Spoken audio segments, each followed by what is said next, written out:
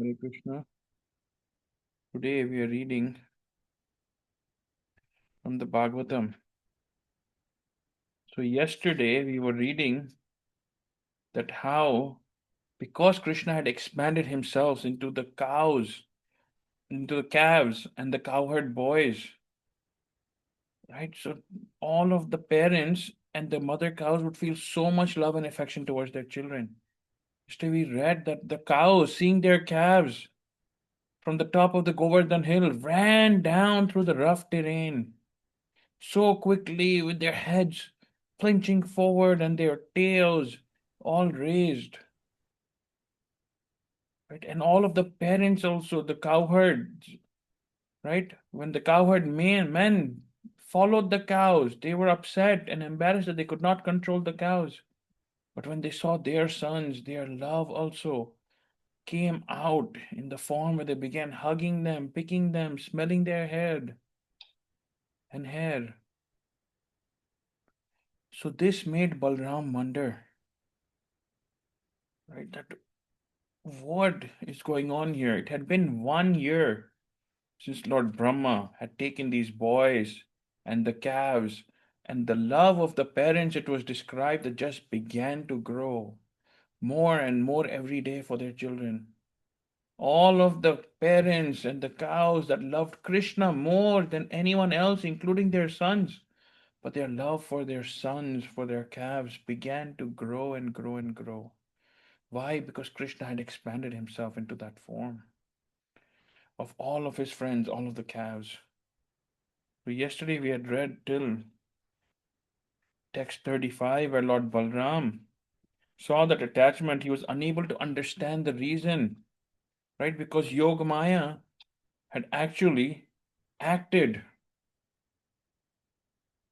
and in covering up that this is your child to the parents and this is the child to the cows. But Balram, right, he was beginning to sense that something is going on. So in text 36, we'll start reading. So Canto 10, Chapter 13, the chapter's name is Brahma stealing the boys and the calves, and text 36. What is this wonderful phenomenon? The affection of all the inhabitants of Raja, including me, towards these boys and calves is increasing as never before, just like our affection for Lord Krishna, the super soul of all entities, all living entities. Right? So this, as Srila Prabhupada describes in the first line of the Prabhupada, that this was not Maya. Right? Because Krishna had expanded himself in everywhere. Right? Because of that, all of the cows and the parents had grown affectionate more and more towards Krishna. Balram was surprised to see this. That's why he inquired from Krishna that what is this wonderful phenomenon? Everyone's love, including mine, my affection, right, toward these boys, towards the calves is growing. Just like how our affection for you. Right? Balram knew that Krishna was doing something, so that's why he asked the question. Right? In text 37, Balram continues. Who is this mystic power? And where has she come from? Is she a demigod or a demoness? She must be the illusory energy of my master, Lord Krishna, for who else can bewilder me? Right? Lord Balram also knew that was this Maya? And he taught, and over here the word that is described, right? Demonis, Asuri. Right over here you'll see Asuri Maya, Utasuri, right? So, who is this demoness? Krishna, Lord Balram was describing Maya as demoness. That who is this who has covered, has influenced us, has put all of this illusion on us? Right? What is the definition of Maya?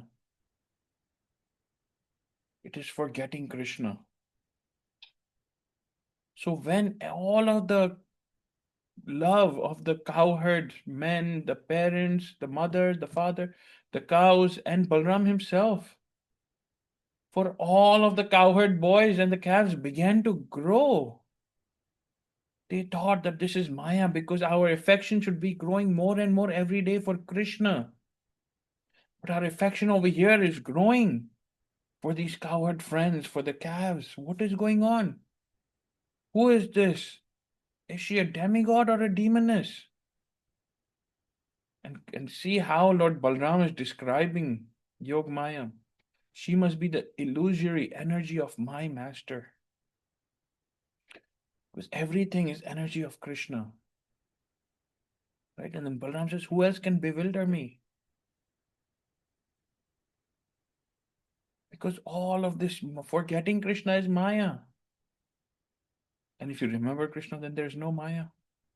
And just recently, Bapuji described so beautifully that what, right? Krishna says, always think of me. But how can we always think of Krishna? We're working, we have to drive the car, we have to take care of the kids, we have to have conversations with people. At that time, how can we remember Krishna? We cannot just sit in a corner and sit and chant the whole day. Bapuji explains so beautifully that not forgetting Krishna is more important. Because not forgetting, if you never forget him, that means you're always remembering him. So sometimes, like how when we were students, when we used to study for exams, we used to read the books, the knowledge from the book would get transferred into our brains. And then when the test came, we would give the exam. Whatever we read, whatever we remembered, that's what we would write. Right? But let's say if we forgot something and it's so hard to remember, right? Then we would go back, we would open our book, we would read that page again. Then we would say, oh, now I remember. From the book, that knowledge was getting transferred into our brains. But if you had never forgotten it, you would have always remembered. So, in the same way, never forgetting Krishna in every moment, whether we're having a discussion, whether we are eating something, whether we are taking care of our kids, having a conversation, whether we're working, right? Always knowing within the heart, Krishna is the Supreme Personality of Godhead. All of my actions are for Guru and Krishna. All of my actions are for the pleasure of Guru and Krishna. Right? Not forgetting Krishna is more important. It is not important to remember because everybody, how you memorize. You say, oh, just memorize this because this will be on the exam. Right? So we're not memorizing here. We are never forgetting Krishna. That means we're always remembering him. And where in the Shastras is this written? Right? Bapuji gave that Parman also, he gave that explanation also. Right? Where Guru Granth Sahib Ji Maharaj says, Aisi daya karo Maharaj, naam na visure. That may I never forget you. Right? May I always remember you. Never forgetting Krishna is always remembering him. Right? And the second thing, how all of the poets, all of the pundits used to say, right? The devotees have written, Hey mere Nath, मैं आपको कभी ना भूलूं. But may I never forget you. That's because so that I can always remember you. So never forgetting Krishna is equal to always remembering him. It is so simple. So over here, Lord Balram is saying the same thing. That how is my love and affection growing for these cowherd boys and these calves more and more? Right? When all of this love should be for Lord Krishna, it should be growing. Even the mothers, the parents, or the cowherd boys were described that the gopis loved Krishna more than their sons. But in this 1 year, such a mystical change has happened. When the gopis' affection for their children has grown more and more. And even Lord Balram, affections towards the coward boys and the calves has grown more and more. So Balram immediately knew that this must be Yog Maya, right? She must be the illusory energy of my master. Lord Balram is the first expansion, Lord Krishna. And Balram always serves Krishna. That's why even over here it is written, right? Balram is saying, Lord Balram, that she must be the illusory energy of my master. Whose master? Balram's master, Krishna. So Lord Balram continued. Thinking in this way, Lord Balram was able to see with the eye of transcendental knowledge that all of these calves and Krishna's friends were expansions of the form of Sri Krishna. Every person over there was different. But when Krishna expanded himself, each boy, each calf appeared with their same features, the same color, speaking the same way. We already read all of this. Right? This is the opulence of Krishna. So, in text 39, Lord Baldev said, O Supreme Controller, these boys are not great demigods, as I previously thought, nor are these calves great sages like Narada. Now I can see that you alone are manifesting yourself in all varieties of difference. Although one, you are existing in the different forms of the calves and the boys. Please briefly explain to me. Having thus been requested by Lord Balram, Krishna explained the whole situation and Baladeva understood it. Right? Krishna described the entire situation to Balram. That how Lord Brahma came and he stole the boys and the calves, and I looked for everyone, but I could not find everyone. Right? First, how Lord Balram is describing that I thought these boys and calves were a display of the power of great sages like Narada. But I can now see that all of these boys and calves are you.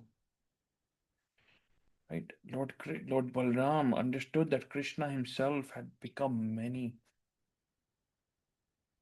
He expanded himself into so many forms, and in this way he displayed his opulence. Right?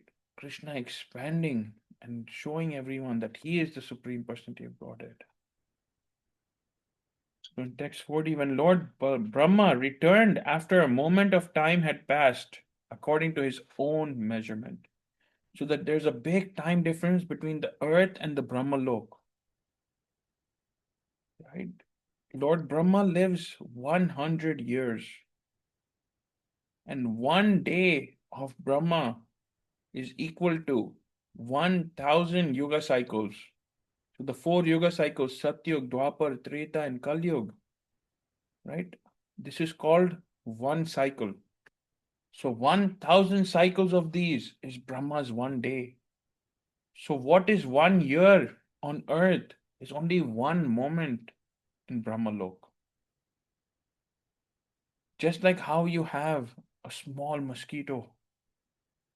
They are flying around, buzzing around. They may think they are living a very long life, but they may die in a matter of days or weeks or months.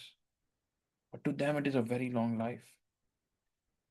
But when we humans see this, right, we are living 80, 100 years, and the mosquito is only living like days, weeks, or months, right? Not even years. So there's that big difference with the mosquito. Thinks that we are great. We live 100 years. They live for such a tiny fraction amount of time. So similarly, we think that we are living 100 years. Wow. But Brahma is living for millions and billions of years. The calculation comes out to be like billions of years because one day of Brahma is 1000 yuga cycles. And then Brahma rests for one night. That is another 1000 yuga cycles. Right? And then Satyug so Kali Yuga is 432,000 years. Right? Dwapar Yuga is 864,000. And then 1.2 million years of Treta Yuga and 1.6 million years of Satyuga. So imagine how many years Brahma feels like he lives for an eternity, and that is only one day. And like that, he lives 365 days, and that for 100 years. Brahma lives for billions of human years. So when Lord Brahma returned, after a moment of time had passed, according to his own measurement, for him it was a moment, but on earth it was 1 year that was about to come to be passing.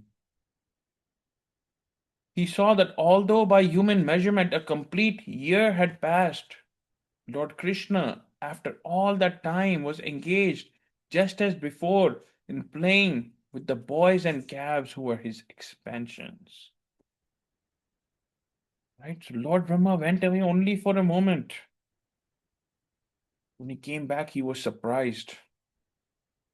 He came back to see the fun because he thought that now I have stolen all of these calves and these cows, and now this boy will be in trouble. He's saying he's Krishna. How can he be God? Right? He came back, but Krishna, when he saw Krishna playing with the boys and the calves, just like before, Brahma, now became afraid. Because Krishna is everyone's master.